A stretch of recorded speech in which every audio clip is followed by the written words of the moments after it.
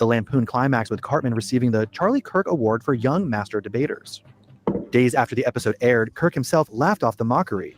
Okay, everybody, the South Park episode just dropped, and honestly, it is hilarious.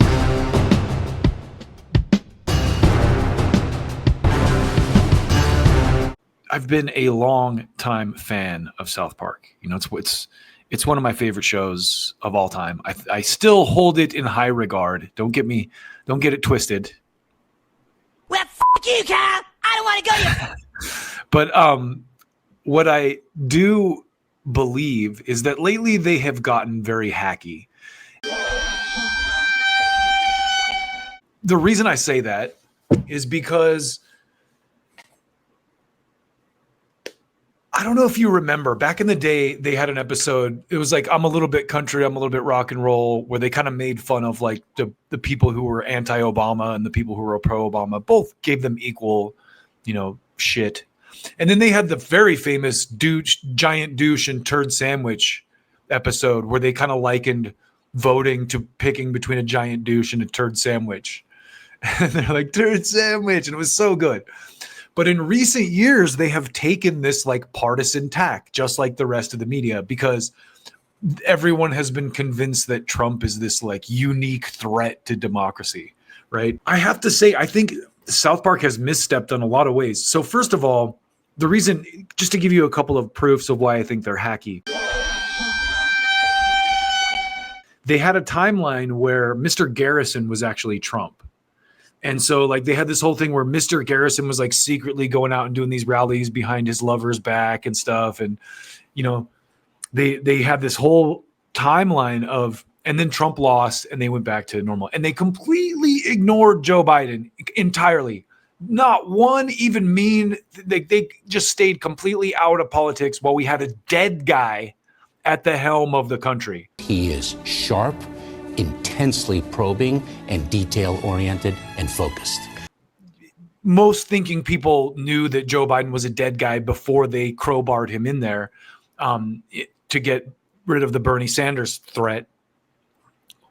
But now it's proven beyond a doubt that, he was asleep at the wheel the entire presidency. And, it just other people were running the ship. So South Park completely ignored making fun of that. I have a clip of Biden in my opening, drifting off and calling Zelensky President Putin. And now I want to hand it over to the president of Ukraine, who has as much courage as he has determination. Ladies and gentlemen, President Putin. President Putin. You can beat President Putin. President Zelensky. So much comedy gold there that South Park completely ignored. But as soon as Trump gets back into office, now they flip from the Mr. Garrison is Trump dynamic to this really lazy, he's Saddam Hussein now. Like, we're just going to go back and like revisit one of our tired old jokes about how Saddam Hussein was fucking Satan. And, now it's Trump is the evil dictator. So it's really just like they took it. They're rehashing one of their old plot lines to start.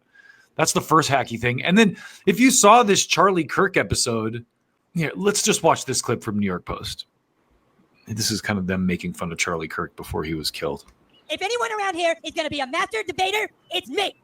So let's go. Who wants to debate the master debater? Let's go. You right there. Okay, so right off the bat, the master debater joke. That is a joke as old as time. That's a joke I made when I was in 5th grade. That's a very hacky joke. So you've already got multiple points against South Park this season. First, they're rehashing a tired plot line with Saddam Hussein and is an evil dictator and he's having sex with Satan and they're going to have a demonic butt baby. And it's just like, it's very dumb and hacky.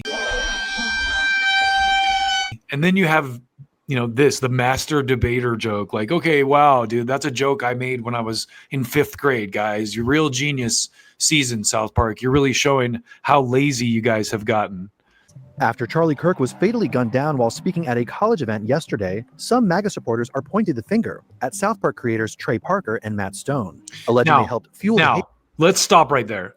Remember when Matt and Trey got in trouble for doing the picture of Muhammad and causing like Muslim Muslims to like shoot people because they were mad at the cartoon. Same like remember the Charlie Hebdo thing in France where they published a cartoon of Muhammad and Muslim terrorists attacked and killed them. You know, Matt and Trey are now you have the conservatives sounding like Muslims, like, oh, you did a thing that got a guy shot and you need to be canceled. So it's kind of Isn't it ironic? Don't you think? Hatred that led to the conservative influencer's assassination as a result of one of the show's recent episodes. The second episode of season 27, titled Got a Nut, originally aired August 6 and immediately drew attention for lampooning Kirk's college speaking style. In the episode, one of the show's iconic characters, Eric Cartman, parodied Kirk, adopting his mannerisms for a satirical college debate podcast while sporting his iconic hairstyle and look. The lampoon climaxed with Cartman receiving the Charlie Kirk Award for Young Master Debaters. Days after the episode aired, Kirk himself laughed off the mockery. Okay, everybody, the South Park episode just dropped, and honestly, it is hilarious. I mean, part of it is kind of like whatever, typical humor, but it was hilarious. Kirk even told Fox News at the time he had grown up watching South Park and considered the parody part of being in the public arena. But after his death, the satire has become a flashpoint as MAGA conservatives... What a good sport he was about it, you know? A much better sport than Trump when he gets made fun of. Trump's like, cancel them. They're low ratings. They're not even talented. They don't even know what they're talking about. Charlie, on the other hand, was like, hey, that was pretty funny. You know, he proof that he doesn't take himself as seriously as people want to believe that he does. Online have alleged Parker and Stone fueled a fire that contributed to Kirk's death. One ex-user... There you go. Just like the Muslims. Isn't it ironic? Don't you think? A staffer posted on Telegram, "Comedy has consequences. Charlie was targeted in the culture before he was targeted in real life." A petition has even started racking up signatures demanding the network apologize for airing the parody and has already gotten more than 100,000 signatures in its first day. Comedy Central... Okay, MAGA, you were supposed to be against this shit. Come on, guys. When did you become the Karens? You were the guys that were like, no safe spaces. I shouldn't have to censor my speech because it hurts your feelings. Facts don't care about your feelings. And now you're like, oh my God. South Park said some stuff and we want to attribute Charlie Kirk. Take them off the air. Quietly removed the rerun of the episode Got a Nut from its cable lineup just hours after Kirk's death. The Paramount Skydance owned network slotted in episode 1 from the same season instead. The network did not issue a public statement, but confirmed to industry outlets that the episode was temporarily pulled. So that you can't really blame them for that. It was still on Paramount Plus. It's been on. I have Paramount Plus, and you could watch it the whole time. They didn't remove but they took it out of cable rotation, to be classy, because they didn't want people bitching at them like, hey, it's very tasteless that you aired this right after this man was shot. But they didn't remove it completely. So it's not, let's keep our perspective here. But I stand by my claim that South Park has gotten really hacky. And this is the second part of my claim that I'm going to share with you. Just real quick, we're going to go through this article from The Guardian, because if you saw the most recent episode, they've finally gone there. South Park, let's rip at Benjamin Netanyahu. So they finally said something about Israel, which I will give them credit for. I think it was actually pretty good.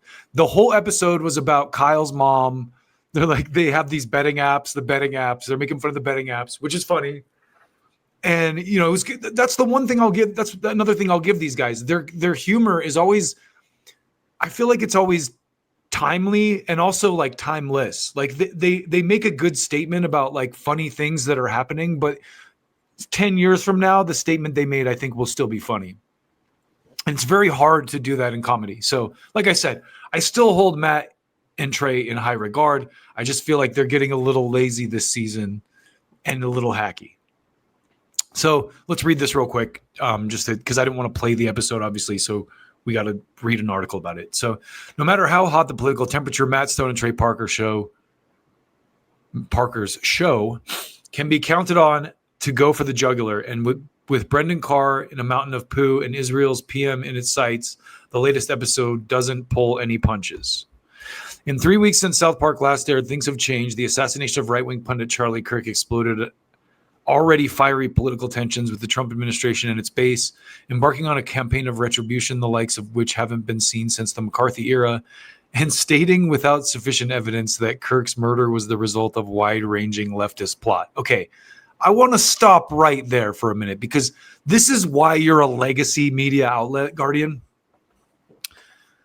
Embarking on a campaign of retribution, the likes of which haven't been seen since the McCarthy era. Where were you during 2020 and 2021 and 2022 during the entire pandemic era? Because that was way worse than anything that's going on now. I'm sorry to burst your bubble, guys, but like Trump tweeting that he doesn't like Jimmy Kimmel and he should be taken off the air, and the FCC guy saying the things he said. He just said the things. Jimmy Kimmel's already back on the air, which we're going to get into later. But don't try and act like this is worse than COVID. You fucking fake ass, disingenuous, quote unquote journalists at places like The Guardian. What a fucking joke. This is why you're no longer relevant. I'm sorry, but embarking on a campaign of retribution, the likes of which we haven't been seen since the McCarthy era. That's how the person who wrote this sounds to me in my head. We don't know. We haven't seen any kind of censorship like this since the McCarthy era. I'm a liberal. Woo-hoo! Oh my God. Whitley, how do these people... Oh, I can't even understand. Like, what's your name, scumbag? What world do these people live in where they're not fucking... Oh my God. Sorry. I'm just very disgusted by that line. Anyway, let's keep going. Okay. Scores of people in the public and private sectors have been punished for commenting on the situation, most notably late-night host Jimmy Kimmel, whose show was briefly pulled off the air after the chair of the Federal Communication Commission, Brendan Carr, put parent company Disney under pressure to do so. Suffice to say, the situation is far too dire to worry about where a cartoon sitcom fits into it all. But South Park is a special case. The first episode of season 27 revolved around the politically motivated cancellation of Stephen Colbert, another late-night talk show host critical of Donald Trump, while the second directly lampooned Kirk. Again, cry me a fucking river for Stephen vaccine salesman Colbert. Many on the right have declared South Park morally complicit in Kirk's murder, despite the fact that Kirk himself celebrated the parody, which we just showed, going so far as to use its caricature of him on his ex-profile picture. Repeats of the episode were pulled for Comedy Central, although it remains available on stream Paramount Plus. Then a week to the day after Kirk's death, it was announced the new episode of South Park would be postponed. This sparked speculation of censorship, although showrunners Matt Stone and Trey Parker roundly denied this, claiming it was simply a matter of a blown deadline, the result of their famously tight schedule. While that seems like an all too convenient excuse, Parker and Stone have never backed down from controversy before. Then again, said controversy has never been this furious before, nor hit so close to home for them. The big question ahead of the newest episode was, what would South Park have to say about all this? The answer is not much. The latest installment, provocatively titled Conflict of Interest, makes no mention of Kirk, although it does tackle the aftermath in a roundabout way. In one of the two main storylines, Trump, upset over the impending birth of his unholy love child with Satan, sets a series of convoluted traps to force an abortion, only for Carr to continually wander into them. By the end of the episode, Carr is badly injured and hosting a brain parasite as a result of toxoplasmosis from being buried in a mountain of cat poo, and is at risk of losing his freedom of speech. Funny, yes. Out of touch and hacky, also, yes.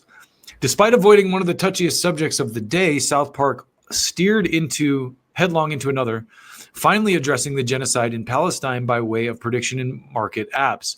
A bet on one of the platforms, will Kyle's mom strike Gaza and destroy a Palestinian hospital, grows so large that Kyle's mom ends up flying to Israel to put a stop to it. So this was good. I thought this was funny. And also addressing a situation like this in only the way that someone like Matt Stone could.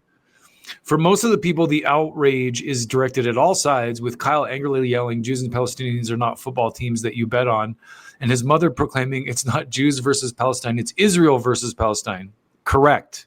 See, and this is why I liked this, despite South Park's recent hackiness. That needs to be said more. There are plenty of Jews against Israel that are not for what Israel's doing. I've said this multiple times, but the biggest organizers of protests against Israel are Jews. Jewish Voice for Peace. So there you have it. Anyway, however, that outrage is ultimately aimed at a specific party, with Kyle's mom banging into the office of Israeli Prime Minister Benjamin Netanyahu and letting rip, "Just who do you think you are, killing thousands and flattening neighborhoods, then wrapping yourself in Judaism like it's some shield from criticism?" I clapped when she said that. I literally started clapping because that is the stuff that people need to hear. Then wrapping, if Netanyahu's comeuppance isn't as scatologically extreme as Carr's, it still provides a fleeting moment of catharsis. While not the most outrageous episode of the season, this may be the funniest, with Looney Tunes-like gags. Not the funniest. I thought the one where Christy Noem was shooting the dogs randomly was hilarious. And the prevalence of J.D. Vance's impish caricature both earning huge laughs. And if this week's South Park didn't quite meet the moment head on, neither did it back down. It's good to know that it will continue to go after Trump and his cronies, no matter how hot the political temperature grows. Now, to get back to my point about South Park being hacky, where was this criticism when Joe Biden was president? Ladies and gentlemen, President Putin. Of course. Now, one of the reasons I argued it would be better for Trump to be elected than Kamala Harris is because now suddenly liberals are going to be against war, which I was right about.